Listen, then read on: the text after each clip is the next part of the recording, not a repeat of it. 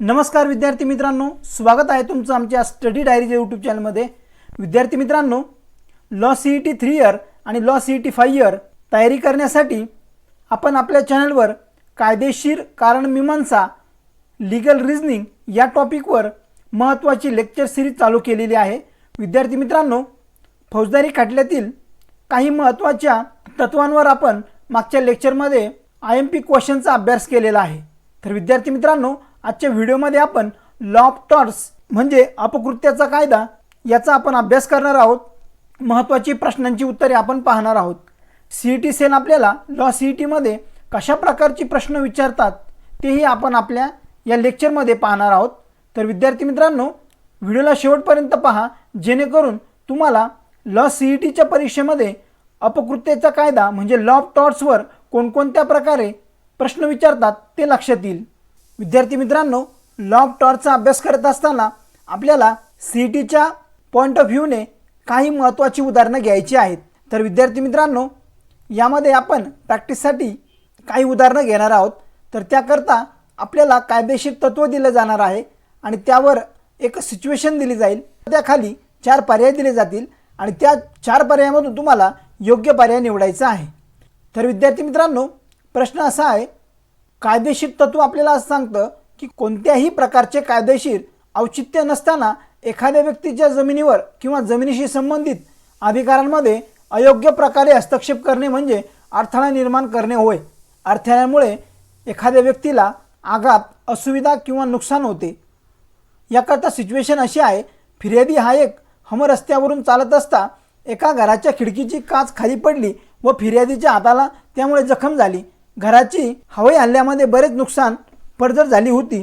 प्रतिवादी घरमालकाला घराच्या पडझडीची माहिती नव्हती, त्याने ती करून घेण्याची खबरदारी घेतली नाही, त्यामुळे घरे हमरस्त्यावर एका प्रकारचा अडथळा झाले होते। तर याकरता 4 पर्याय दिलेले आहेत।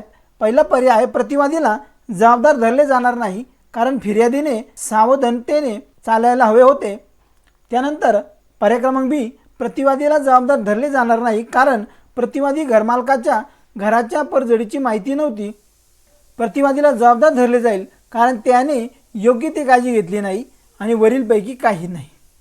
तर विद्यार्थी मित्रांनो, या प्रश्नाचं योग्य उत्तर आहे पर्याय क्रमांक सी, प्रतिवादीला जबाबदार धरले जाणार कारण त्याने योग्य ती काळजी घेतलेली नाही। यानंतरचा प्रश्न आहे, कायदेशीर तत्व काय सांगतं, जर एखादी व्यक्ती आवश्यक सावधानीचा उपयोग करीत नसेल किंवा दुसऱ्या एखाद्या व्यक्तीच्या कायदेशीर हक्काची अवहेलना करीत असेल तर तो व्यक्ती निष्काळजीपणा करतो। त्याकरता सिच्युएशन दिलेली आहे, फिर्यादी स्त्री आपल्या मैत्रिणीसोबत एका हॉटेलमध्ये गेली होती। तेथे त्यांनी 2 आईस्क्रीम आणि 1 बाटली जिंजर बियर मागवली।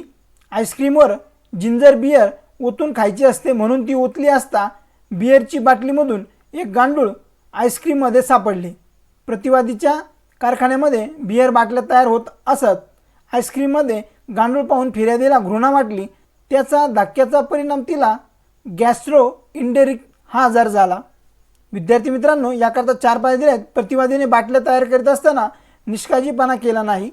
पर्याय क्रमांक बी, प्रतिवादीने स्वच्छतेविषयी योग्य ती काळजी घेतली नाही।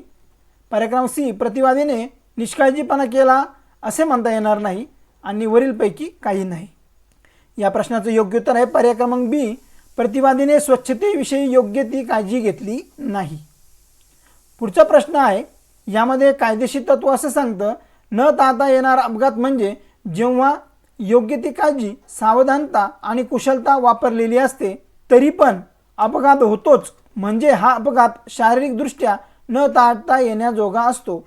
यामध्ये सिच्युएशन अशी आहे, प्रतिवादीचा मोटर ट्रक प्रतिवादीच्या निष्काळजीपणाने रस्त्यातच पेटला। फिर्यादी गस्त घालणारा पोलीस ट्रकपासून 100 यार्ड दूर होता। ट्रकची आग विझवण्यासाठी पाण्याचा पाईप घेऊन तो धावला, परंतु वाटेत असणाऱ्या खड्ड्यात त्याचा पाय अडकून तो पडला व त्याला इजा झाली। पर्याय क्रमांक ए, प्रतिवादीने निष्काळजीने वागल्यामुळे तो जबाबदार राहील। पर्याय क्रमांक बी, फिर्यादीचा अपघात हा प्रतिवादीच्या निष्काळजीपणाने न होता रस्त्यातील खड्ड्यांमुळे झाला व त्याला प्रतिवादी जबाबदार राहणार नाही। पर्याय क्रमांक सी, पोलिसांनी आग विझवायला जायला नको होते आणि पर्याय क्रमांक डी, वरीलपैकी काही नाही। या प्रश्नाचं योग्य उत्तर आहे पर्याय क्रमांक बी, फिर्यादीचा अपघात हा प्रतिवादीच्या निष्काळजीपणाने न होता रस्त्यातील खड्ड्यांमुळे झाला व त्याला प्रतिवादी जबाबदार राहणार नाही.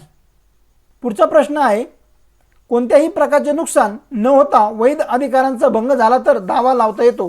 हे झालं कायदेशीर तत्व. याकरता सिच्युएशन अशी आहे, प्रतिवादी हा निवडणूक अधिकारी होता. प्रतिवादीला मतदानाचा हक्क असता त्याचे नाव मतदार यादीत असता प्रतिवादीने त्याला चुकीच्या पद्धतीने मतदान करू दिले नाही. फिर्यादीला ज्याला मत द्यायचे होते तोच उमेदवार निवडून आला आणि फिर्यादीच्या एका मताने त्याच्या विजयात काहीच फरक पडला नाही. त्याने न्यायालयात दावा ठोकला. विद्यार्थी मित्रांनो, पहिला पर्याय प्रतिवादीला दाव्यात यश मिळेल कारण त्याचं मत देण्याचा अधिकार होता. त्यानंतर पर्याय क्रमांक बी, प्रतिवादीला दाव्यात यश मिळणार नाही कारण त्याला निवडणुकीत कोणताही तोटा झाला नव्हता. पर्याय क्रमांक सी, प्रतिवादीला दाव्यात यश मिळणार नाही कारण त्याला हवा तोच उमेदवार निवडून आला होता. आणि पर्याय क्रमांक डी, प्रतिवादीला दाव्यात यश मिळेल कारण त्याला चुकीच्या मार्गाने मत देण्यापासून डावलले होते. या प्रश्नाचे योग्य उत्तर आहे पर्याय क्रमांक डी, प्रतिवादीला दाव्यात यश मिळेल कारण त्याला चुकीच्या मार्गाने मत देण्यापासून डावलले गेलेले होते. पुढचा प्रश्न आहे, कायद्यात कित्येक कृत्ये अपाय करणारी, इजा पोहोचवणारी असली तरी ती दुष्कृत्ये अपकृत्ये समजली जात नाहीत व म्हणून त्या कृत्यावर कायदेशीर कारवाई करण्याचा हक्क फिर्यादीला मिळत नाही. याकरता सिच्युएशन अशी आहे, प्रतिवादी हा फिर्यादीच्या शाळेतून निघून त्याने फिर्यादीच्या शाळेच्या समोरच त्याच प्रकारची शाळा सुरू केली. परिणामी फिर्यादीच्या शाळेतील अनेक विद्यार्थी प्रतिवादीच्या शाळेत दाखल झाले. फिर्यादीचे आर्थिक नुकसान झाले.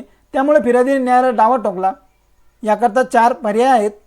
पहिला पर्याय, फिर्यादीला दाव्यात यश मिळेल कारण प्रतिवादीमुळे फिर्यादीचे नुकसान झालेले आहे.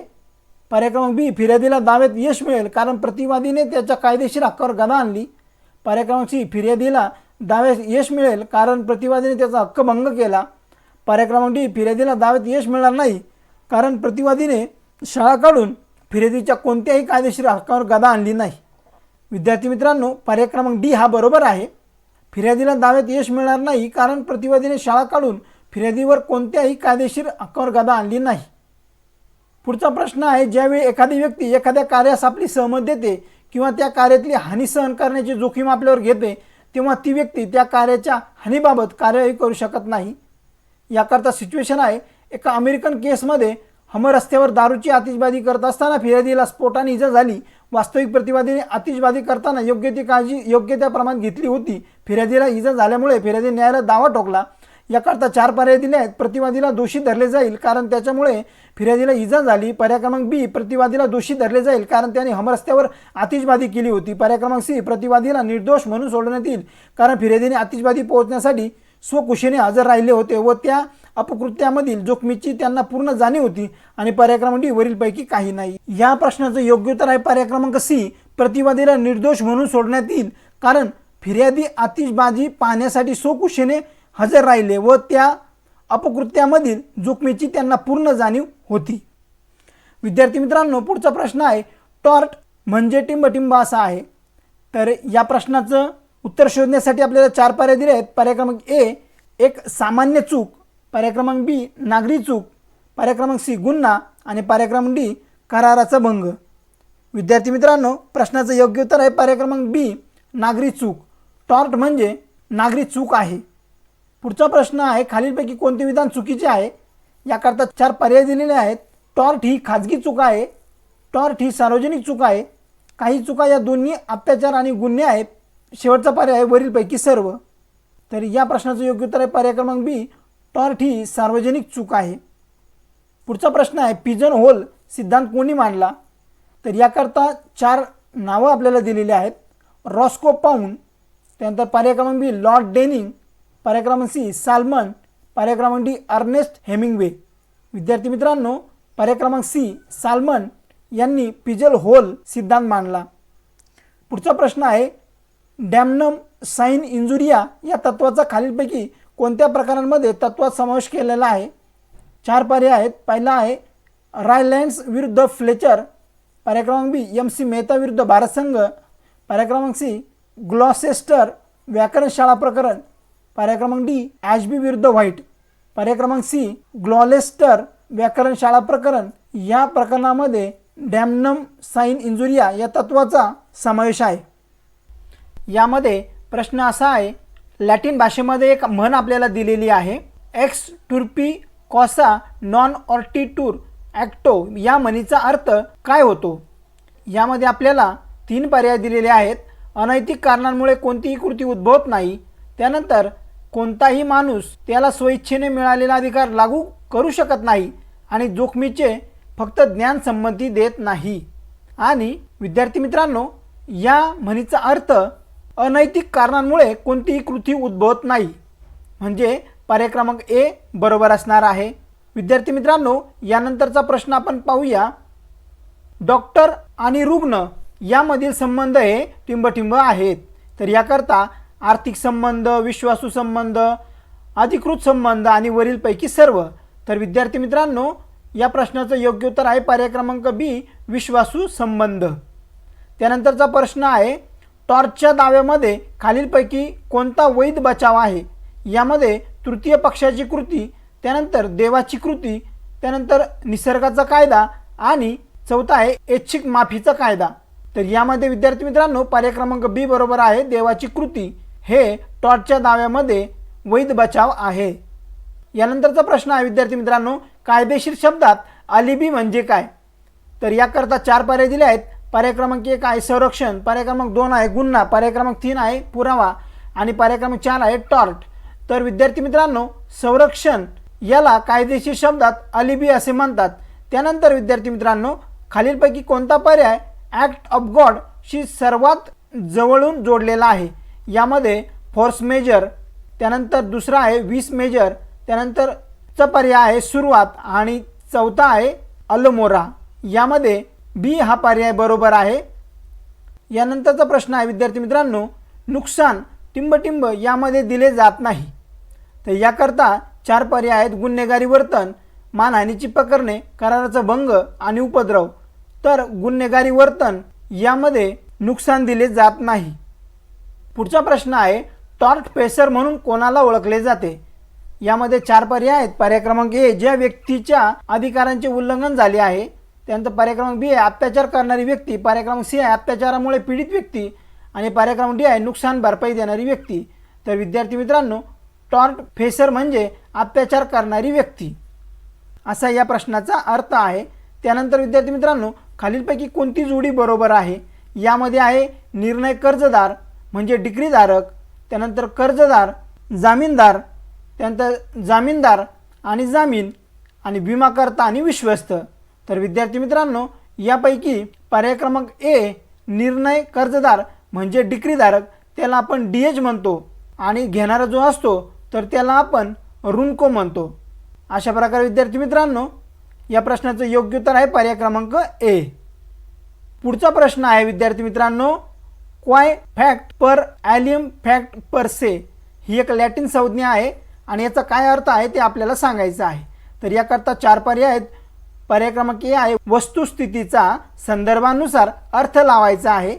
त्यानंतर पर्याय क्रमांक बी आहे एजंटची कृती ही प्रिन्सिपलची कृती आहे. पर्याय क्रमांक सी मनाची बैठक आणि पर्याय क्रमांक डी इतर गोष्टी समान असणे. यामध्ये पर्याय क्रमांक बी हा बरोबर आहे. तर या लॅटिन भाषेतील संज्ञेचा अर्थ एजंटची कृती ही प्रिन्सिपलची कृती आहे असा त्याचा अर्थ आहे. पुढचा प्रश्न आहे, प्रिन्सिपल आणि एजंटचे विकेरियस दायित्व टिंबटिंब सूचित करते. तर विद्यार्थी मित्रांनो, यामध्ये पर्याय क्रमांक 1 आहे संयुक्त दायित्व, पर्याय क्रमांक बी अनेक दायित्व, पर्याय क्रमांक सी संयुक्त आणि अनेक दायित्व आणि पर्याय क्रमांक डी स्वतंत्र आणि अनन्य दायित्व. तर विद्यार्थी मित्रांनो, यामध्ये पर्याय क्रमांक सी हा बरोबर आहे. प्रिन्सिपल आणि एजंटचे विकेरियस दायित्व संयुक्त आणि अनेक दायित्व सूचित करते. यानंतरचा प्रश्न आहे विद्यार्थी मित्रांनो, खोट्या तुरुंगवासासाठी खालीलपैकी कोणती गोष्ट आवश्यकता आहे? यामध्ये 4 पर्याय दिलेले आहेत. पर्याय क्रमांक ए व्यक्ती स्वातंत्र्यावर पूर्ण अंकुश, पर्याय क्रमांक बी व्यक्तीच्या स्वातंत्र्यावर अंशतः प्रतिबंध, पर्याय क्रमांक 3 आहे व्यक्तीच्या हालचालीवर पूर्ण प्रतिबंध आणि पर्याय क्रमांक डी आहे संयमांचे कायदेशीर औचित्य. तर विद्यार्थी मित्रांनो, पर्याय क्रमांक ए व्यक्ती स्वातंत्र्यावर पूर्ण अंकुश हे खोट्या तुरुंगवासासाठी आवश्यक आहे. त्यानंतर विद्यार्थी मित्रांनो, पुढचा प्रश्न आहे, खोट्या तुरुंगवासासाठी एखाद्या व्यक्तीला तुरुंगात किंवा इमारतीच्या 4 भिंतीत बंदिस्त केले पाहिजे हे टिंबटिंब आहे. आता याकरता आपल्याला हे विधान खरं आहे की खोटं आहे ते ओळखायचं आहे. त्याकरता 4 पर्याय आहेत. खरे, दुसरा आहे खोटे, त्यानंतर तिसरा आहे अंशतः सत्य आणि वरीलपैकी काही नाही. तर विद्यार्थी मित्रांनो, हे जे उदाहरण आहे तर ते खोटं आहे, म्हणजे याचं उत्तर आहे पर्याय क्रमांक बी. यानंतरच्या प्रश्नामध्ये दिलेला आहे इंग्रजी कायदा बदनामीचे टिंबटिंब असे विभाग करतो. याकरता 4 पर्याय आहेत. सार्वजनिक आणि खाजगी बदनामी, पर्याय क्रमांक बी प्रकाशित आणि अप्रकाशित बदनामी, पर्याय क्रमांक सी बदनामी आणि निंदा, पर्याय क्रमांक डी गुन्हा आणि अत्याचार. तर विद्यार्थी मित्रांनो, इंग्रजी कायदा बदनामी आणि निंदा असे विभाग करतो. यानंतरचा प्रश्न आहे बदनामीकारक विधानाचे क्षणिक स्वरूपात प्रकाशन हे टिंबटिंब आहे. यामध्ये निंदा, मानहानी, फौजदारी बदनामी आणि दिवाणी बदनामी. तर बदनामीकारक विधानाचे क्षणिक स्वरूपात प्रकाशन हे निंदा आहे, म्हणजे पर्याय क्रमांक ए. यानंतरचा प्रश्न आहे जेथे हक्क आहे तेथे उपाय असला पाहिजे, हा कशाचा अर्थ आहे? तर यामध्ये आपल्याला कायदेशीर म्हणी दिलेले आहेत आणि त्या आता आपल्याला ओळखायच्या आहेत. तर यामध्ये 3ही म्हणी आपल्याला लॅटिन भाषेत दिलेले आहे. तर यापैकी पर्याय क्रमांक बी हा बरोबर आहे. याला असं म्हणता येईल जेथे हक्क आहे तेथे उपाय असला पाहिजे. युबी जस इबी रेमेडियम एस्ट, म्हणजे पर्याय क्रमांक बी. यानंतरचा प्रश्न आहे कायदेशीर औचित्य नसताना एखाद्या व्यक्तीवर बळाचा वापर करणे म्हणजे टिंबटिंब होय. याकरता 4 पर्याय आहेत. हल्ला, त्यानंतरचा पर्याय मारपीट करण्याचा गुन्हा, त्यानंतरचा आहे ताब्यात घेणे आणि नंतरचा पर्याय आहे जबरदस्तीने. तर विद्यार्थी मित्रांनो, मारपीट करण्याचा गुन्हा म्हणजे कायदेशीर औचित्य नसताना एखाद्या व्यक्तीवर बळाचा वापर करणे होय. यानंतरचा प्रश्न आहे मानहानी म्हणजे बदनामीकारक बाबींचे प्रकाशन टिंबटिंब या स्वरूपात असू शकते. याकरता 4 पर्याय आहेत. लेखन, कायदा, पुतळा आणि वरील सर्व. तर विद्यार्थी मित्रांनो, लेखन, कायदा आणि पुतळा या सर्व स्वरूपात मानहानी म्हणजे बदनामीकारक बाबींचे प्रकाशन होय. नंतरचा प्रश्न आहे खालीलपैकी कोणते विधान बरोबर आहे? यामध्ये 4 पर्याय दिले आहेत. पहिला आहे केवळ निष्क्रिय अडथळा ही बल बनत नाही. त्यानंतरचा पर्याय आहे निष्क्रिय अडथळा बल बनवते. त्यानंतर निष्क्रिय अडथळा हा हल्ला आहे आणि वरीलपैकी काही नाही. तर यामध्ये पर्याय क्रमांक 1 केवळ निष्क्रिय अडथळा ही बल बनत नाही, या प्रश्नाचं योग्य उत्तर आहे पर्याय क्रमांक ए. यानंतरचा प्रश्न आहे खालीलपैकी कोणते विधान बरोबर नाही? तर विद्यार्थी मित्रांनो, पर्याय क्रमांक ए आहे सार्वजनिक हित हे उपद्रवांना वैध संरक्षण आहे. पर्याय क्रमांक बी सार्वजनिक हित हे उपद्रवांना अप्रभावी संरक्षण आहे. पर्याय क्रमांक सी खाजगी वस्तू उपद्रवांना संरक्षण आहे आणि पर्याय क्रमांक डी ए आणि सी. तर विद्यार्थी मित्रांनो, बी पर्याय बरोबर आहे. सार्वजनिक हित हे उपद्रवांपासून अप्रभावी संरक्षण आहे. यानंतरचा प्रश्न आहे खालीलपैकी काय अतिक्रमणासाठी आवश्यक नाही? तर विद्यार्थी मित्रांनो, पर्याय 4 दिलेले आहेत. पहिला पर्याय थेट शारीरिक हस्तक्षेप, त्यानंतर पर्याय क्रमांक बी फिर्यादीच्या जमिनीच्या ताब्याशी जोडलेले, पर्याय क्रमांक सी हानी पोहोचवण्यासाठी मूर्त वस्तूचा वापर आणि शेवटचा आहे वरीलपैकी काही नाही. तर विद्यार्थी मित्रांनो, खालीलपैकी अतिक्रमणासाठी आवश्यक नाही. तर या 3ही गोष्टी अतिक्रमणासाठी आवश्यक नाहीत, म्हणून या प्रश्नाचं योग्य उत्तर आहे पर्याय क्रमांक डी. यानंतरचा प्रश्न आहे खालीलपैकी कोणते विधान सत्य आहे?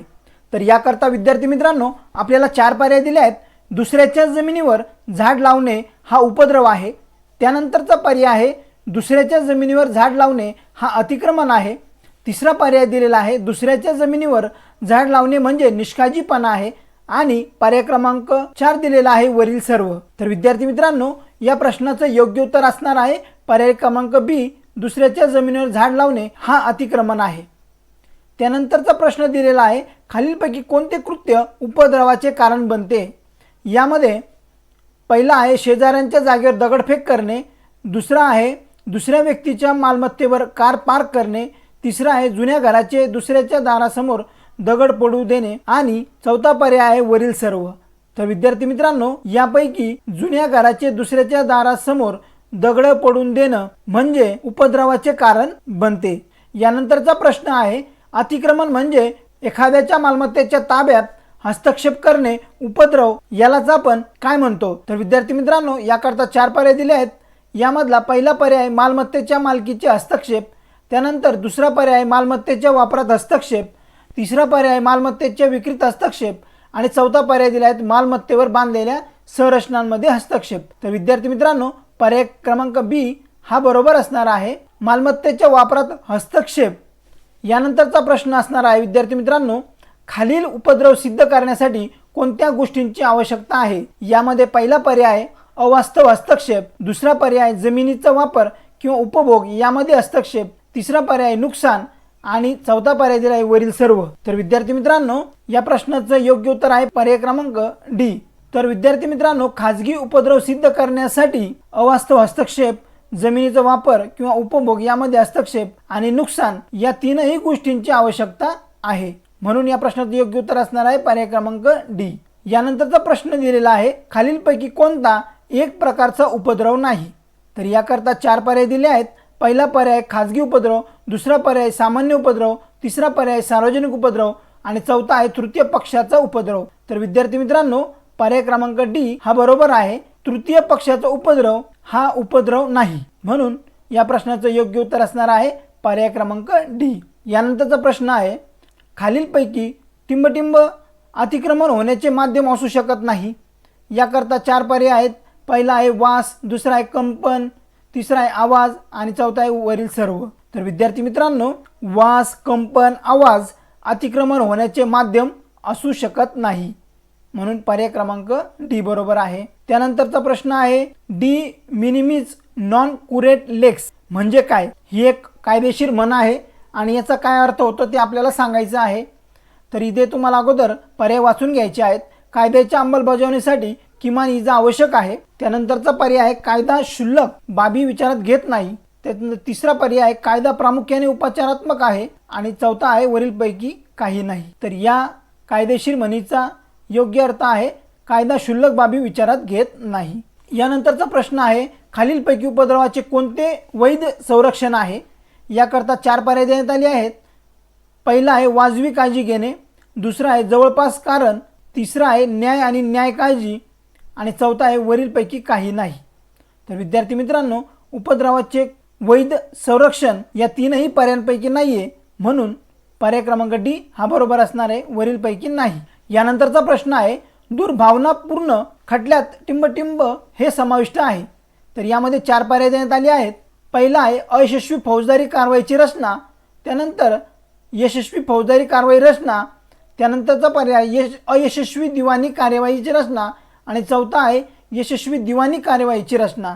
तर विद्यार्थी मित्रांनो, या प्रश्नाचं योग्य उत्तर असणार आहे अयशस्वी फौजदारी कारवाईची रचना, म्हणजे दुर्भावनापूर्ण खटल्यात अयशस्वी फौजदारी कारवाईची रचना हे समाविष्ट आहे।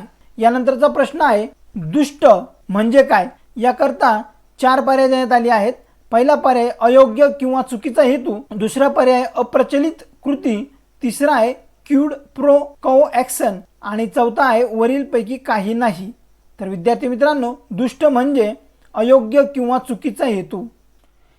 यानंतरचा प्रश्न दिलेला आहे, निष्काळजीपणाच्या कारवाईसाठी काय सिद्ध करणे आवश्यक नाही? याकरता 4 पर्याय दिले आहेत।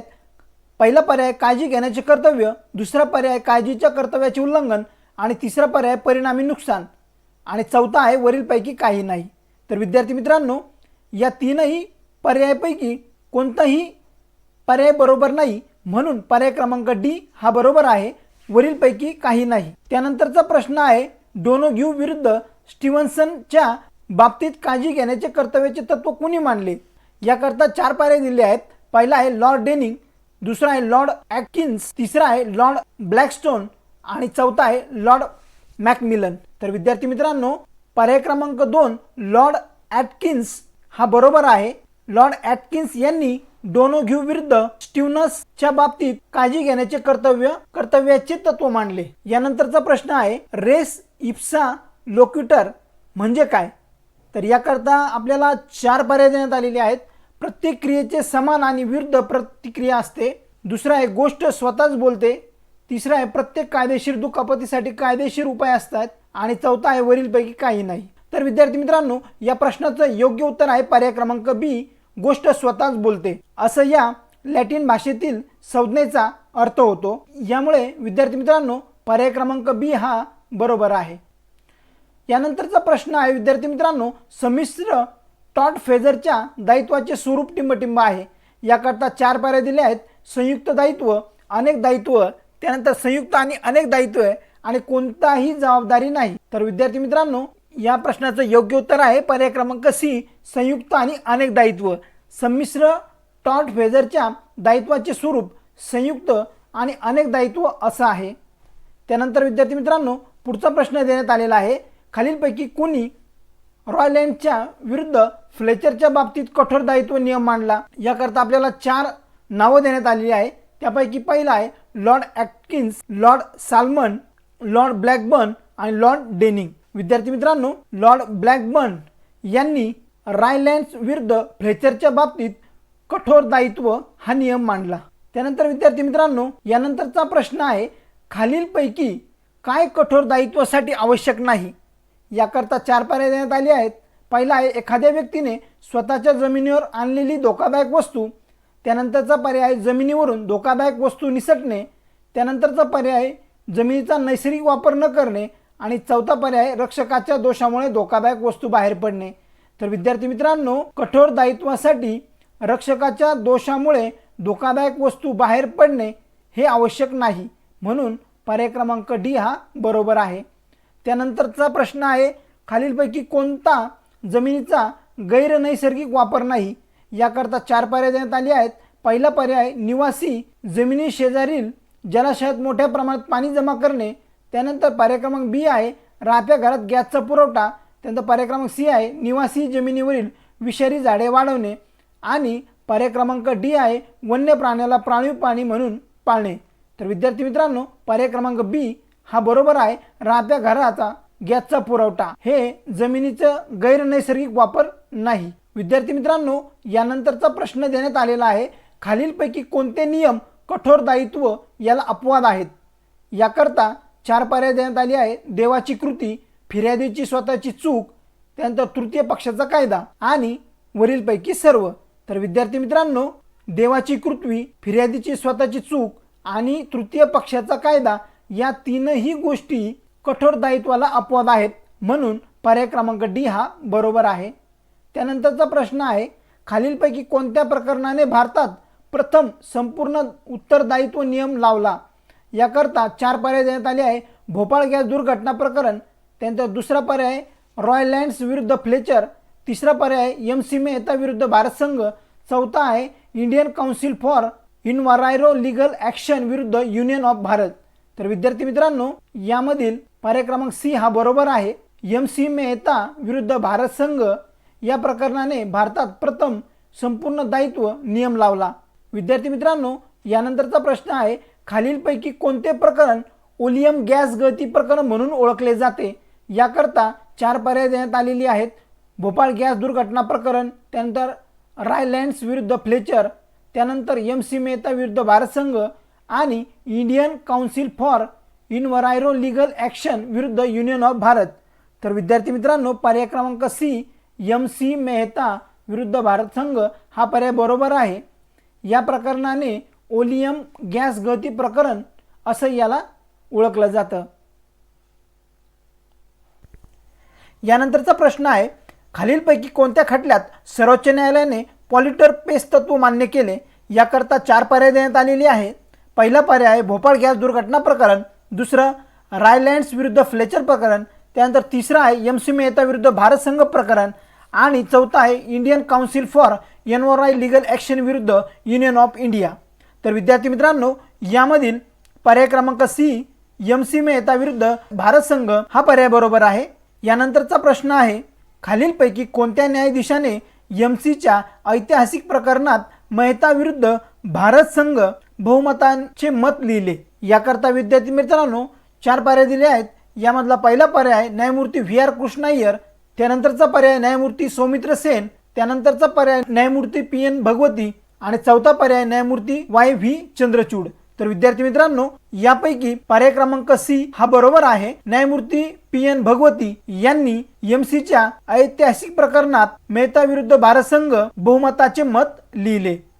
यानंतरचा प्रश्न आहे खालीलपैकी कोणते नियम धोकादायच्या प्राणी दायित्वाशी संबंधित आहे। यामधला 4 पर्याय दिले आहेत। पहिला पर्याय जाणून बुजून नियम, दुसरा आहे पशुपालक नियम, तिसरा आहे गुरांचा निष्काळजीपणा आणि चौथा आहे वरीलपैकी काही नाही। विद्यार्थी मित्रांनो, पर्याय क्रमांक ए हा बरोबर आहे। जाणून बुजून नियम धोकादायच्या प्राणी दायित्वाशी संबंधित आहेत।